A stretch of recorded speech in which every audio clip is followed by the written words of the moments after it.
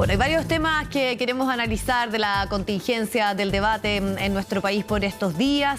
Estamos acá en el estudio junto a la presidenta, la senadora del Partido Socialista, Paulina Bodanovich. Muy bienvenida y gracias por acompañarnos. Hola, muy senadora. buenos días, Viviana.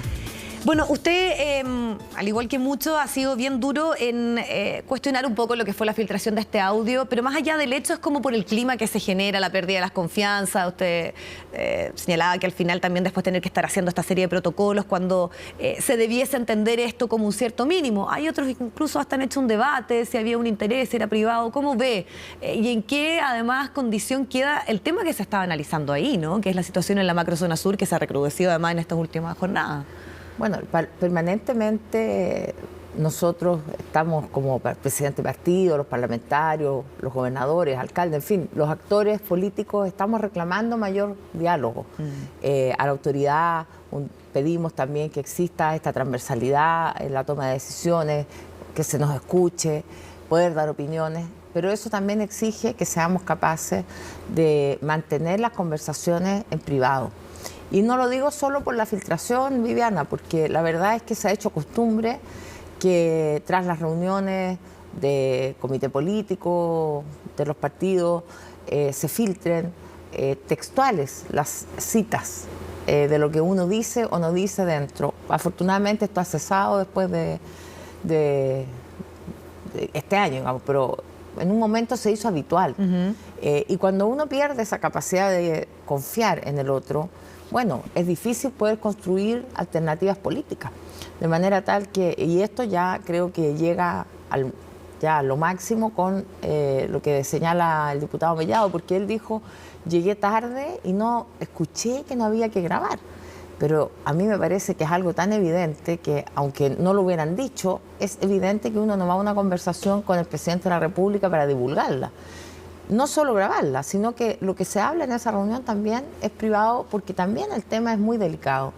El tema de la delincuencia y de los actos terroristas que estamos viendo con cierta frecuencia en la Araucanía. Anoche mismo hubo un ataque en la tarde, digamos, ayer hubo un ataque incendiario en los ríos.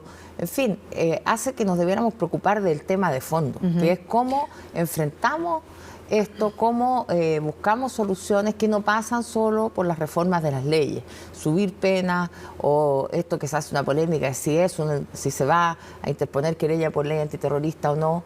Yo creo que todos los medios que nos da el Estado de Derecho deben usarse, no tengo ningún problema.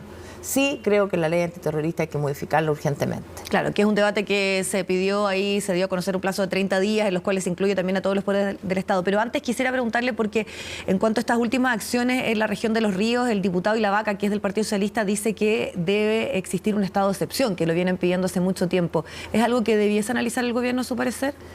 Bueno, creo que evidentemente las situaciones van cambiando.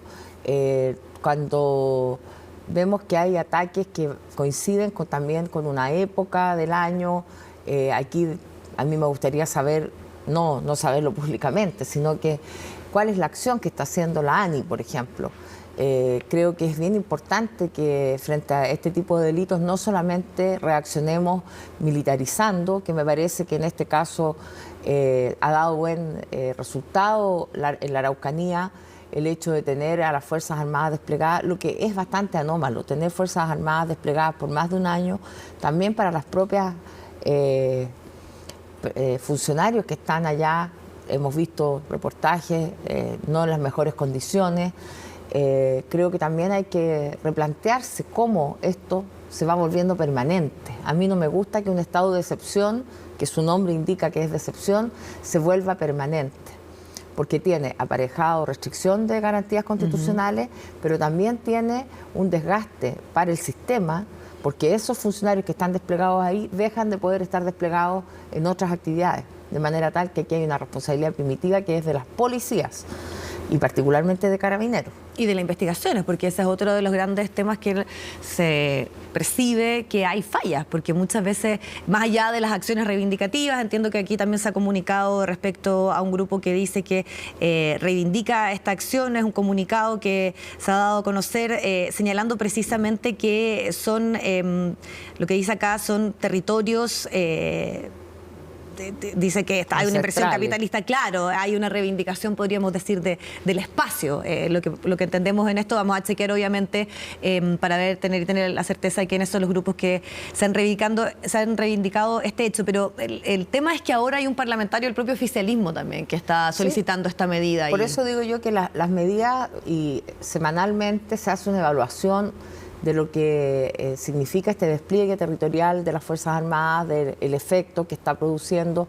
Hay reuniones entre el Ministerio del Interior y el Ministerio de Defensa, y por lo tanto la situación, cuando cambia, también pueden cambiar las medidas. Lo que yo digo es que tenemos que pensar un sistema que le dé seguridad a la ciudadanía, porque yo quisiera que nos pongamos en el caso de quienes viven en los ríos, en estas zonas que han sido atacadas, que no es primer ataque, quienes viven en la Araucanía y que tienen miedo.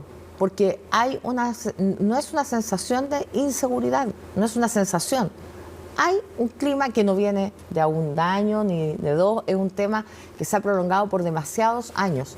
Y la ciudadanía, la Araucanía, los ríos, las regiones que están afectadas hoy día también necesitan tener ciertas certezas respecto de su situación, de poder salir a la calle, de que no sufran atentados, de que los agricultores, escuché anoche a un señor Navellán, dirigente de los agricultores de la Araucanía, que están cansados y tienen derecho a reclamarle al Estado esta falencia del Estado.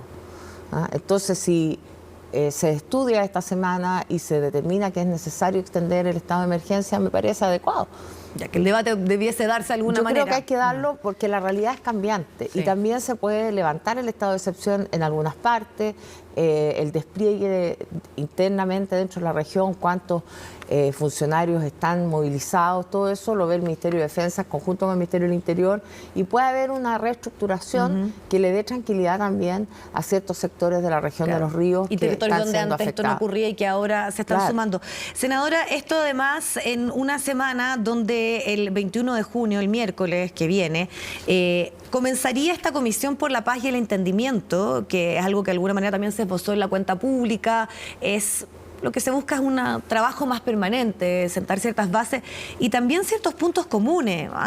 Figuras que ya se han dado a conocer los nombres que podrían estar presentes: Alfredo Moreno, exministro del gobierno de Sebastián Piñera, el senador Francisco Huanchumilla, Emiliano Ullado, que es del Partido Socialista, y también representantes de otros sectores. ¿Cómo lo analiza? ¿Cree que es una instancia necesaria, pero algunos que la respaldan dicen, ojo también con las expectativas, con lo que se puede hacer con una comisión de estas características?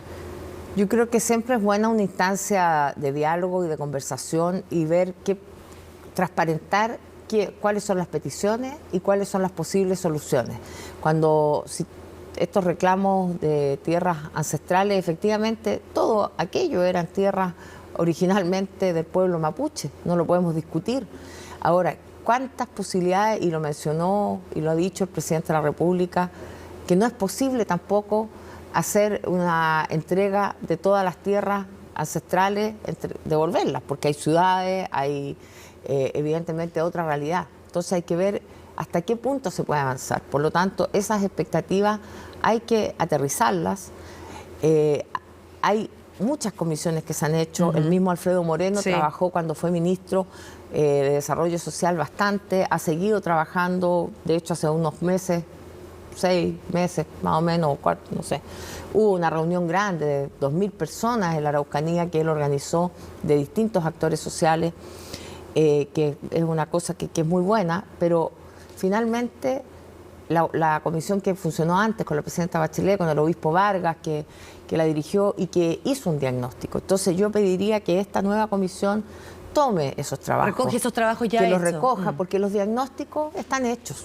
No tenemos que volver a empezar a pensar por qué tenemos esta situación y realmente hay que aterrizar las expectativas, ofrecer soluciones con quienes quieran solucionarlas y hay que dialogar con todos aquellos que tengan capacidad de diálogo y voluntad de diálogo, pero aquellos que son terroristas o que creen que por medio de la fuerza van a obtener decisiones del Estado, hay que aplicar toda la fuerza de la ley y aquí el Ministerio Público tiene un deber primordial.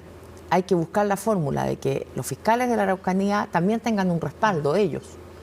Yo entiendo que pueden estar incluso amenazados. No es fácil.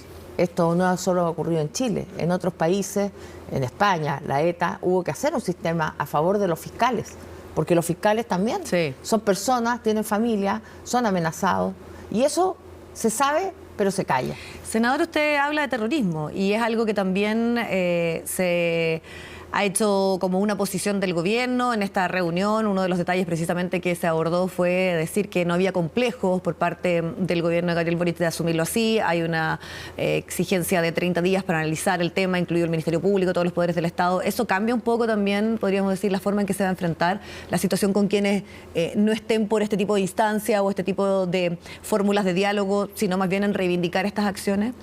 Bueno, yo creo que no podemos caer en eufemismo. Aquí hay actos que deliberadamente la ley antiterrorista que señala. Cuando hay un delito que busca crear temor en la población o busca a través de actos violentos arrancar decisiones de la autoridad, eso aquí y en la Quebrada del Ají se llama terrorismo. Y si hay actos de ese tipo, hay que perseguirlos o sancionarlos con la ley antiterrorista. Ahora, ¿cuál es la dificultad? ¿Y por qué muchas veces la autoridad no recurre a esa ley? Porque es una mala ley, porque exige probar el ánimo.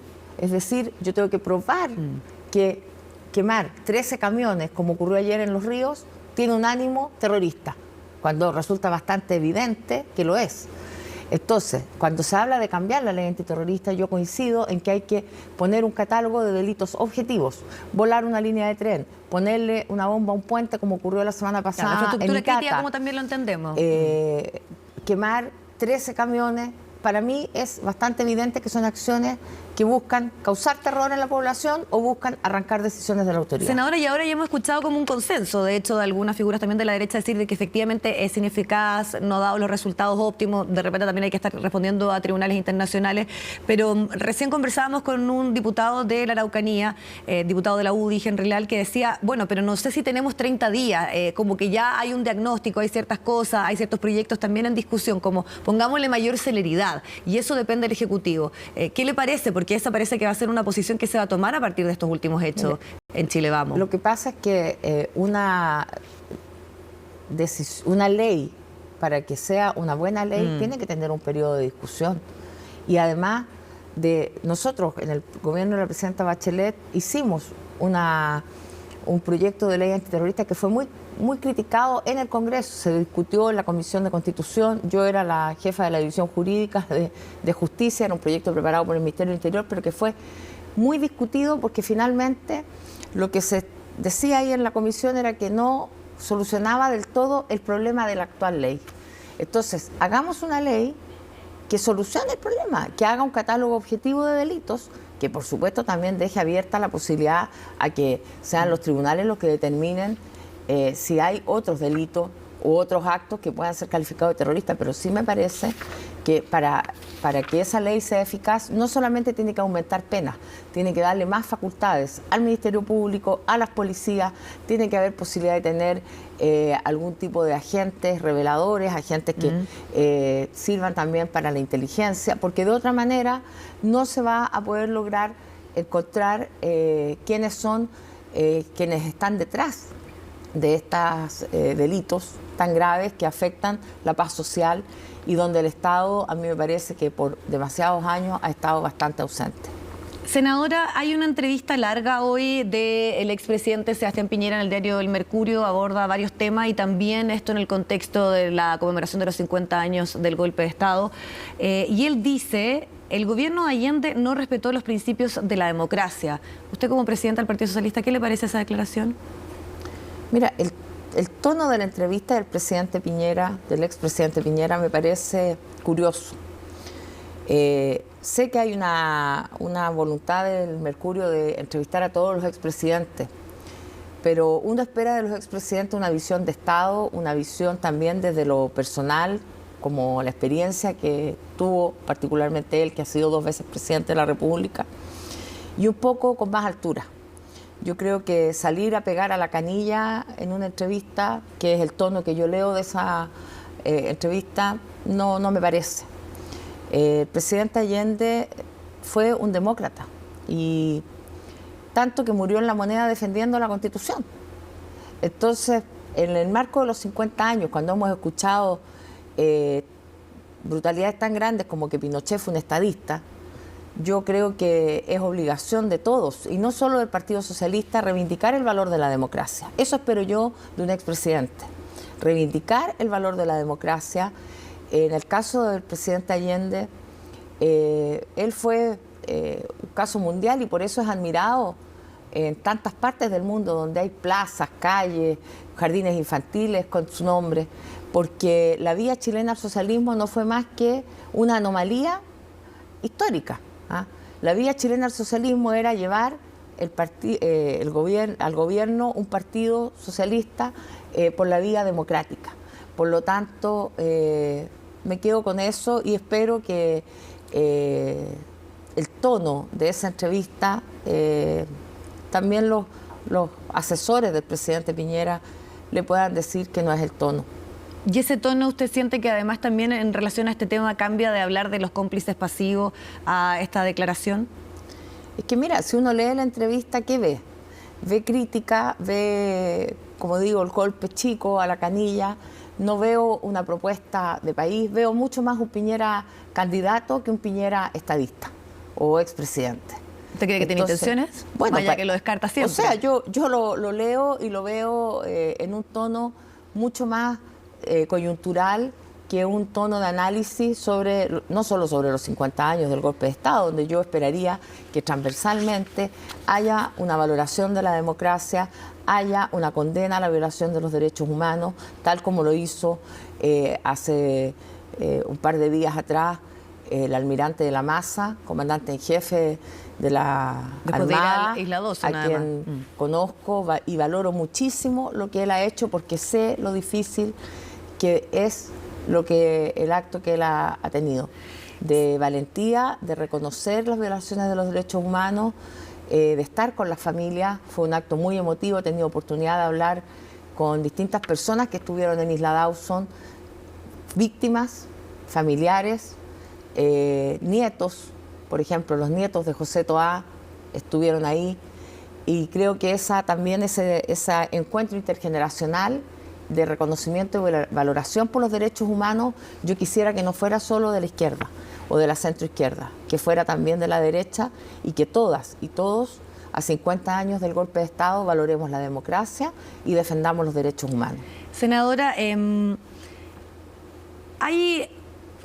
quedó esta semana una frase del presidente cuando habla de esta curva de aprendizaje y generó principalmente molestia en su propio sector para algunos, pero además también ya en un encuentro se está avanzando en la idea del Frente Amplio como un gran partido. De alguna manera eso lo ha dicho constantemente el presidente Gabriel Boric, pero en el análisis está como que figuras que salen de ese sector después en esos cargos vienen a ocupar las personas del socialismo democrático.